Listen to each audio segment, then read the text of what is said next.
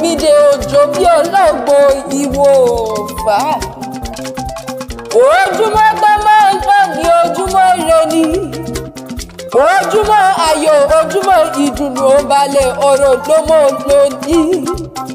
Àríkẹ́ ọdẹ lọ́rọ̀ mi wá o. Ó ní màkì ìdùnnú ògùn, ayọ̀ ògùn. Alábàárò òní màkì ọbí ológbò orúkè màkì ọbí ológbò ìwò ọ̀fà òní àgbẹ̀pẹ́ lọ́sẹ̀ tó náà àtẹ̀pẹ́ ló mọ máa lórí àìké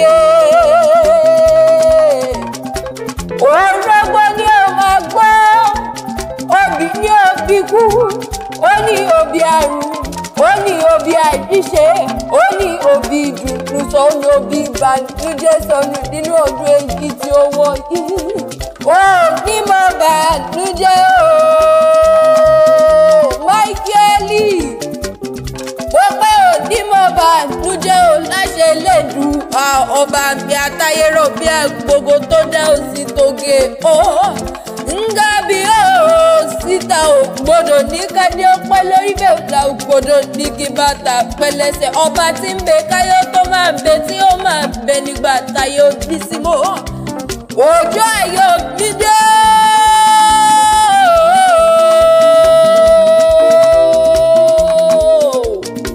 ṣọ́ọ̀bẹ̀ ńlẹ̀ ní àbúròdé ó yẹ díẹ̀ dágbàlẹ̀ bàbá tó bí olómo àgúrẹ́ olóyè mẹ́kù ó. Ayọ̀ Mídé Àkúrẹ́ olóyè mẹ́kù ọmọ amúdàlẹ̀ gbogbo ẹnu pani ọmọ òjò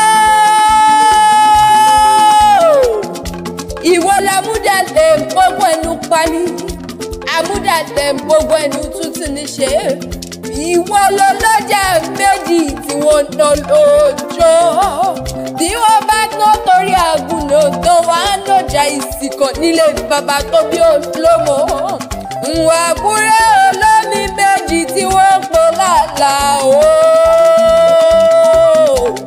àlà òkè àlà odò a ní nílé bàbá rẹ̀ omi méjèèjì tí wọ́n pè lálà. Ayọ̀ Mídé àlà rẹ̀ ń kọ́ ṣe bókè àjà níbẹ̀ nílé bàbá tó bí ọlọ́mọ ọmọ ẹkùn o.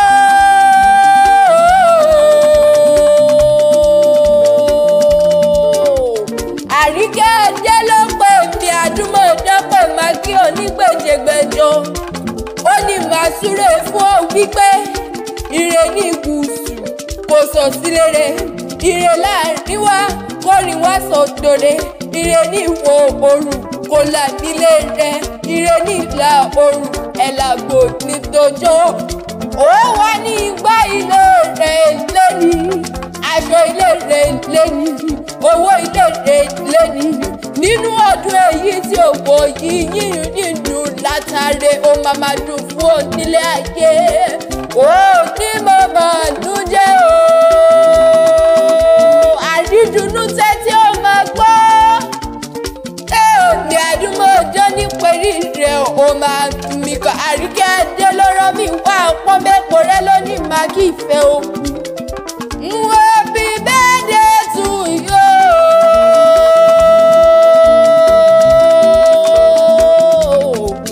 Ayọ̀ Mídé ayọ̀ rẹ̀ òtítọ́ nílé ayé ó tún dìgbà kan náà.